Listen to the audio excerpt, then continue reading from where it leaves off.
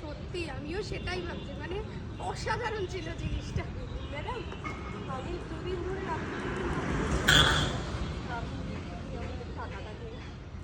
টাকাটা দিন, আমি মেশিনটা ছাড়াই করতে পারিনি, আমার কাছে তো কোনো টাকা নেই। টাকাটার জন্য মনে হচ্ছে মরে যাচ্ছে। তাহলে তো গাইস দেখো এখন আমাদের স্টোরি ভিডিও শ্যুট চলছে, এই ভিডিওটা আমাদের ফার্স্ট ভিডিও।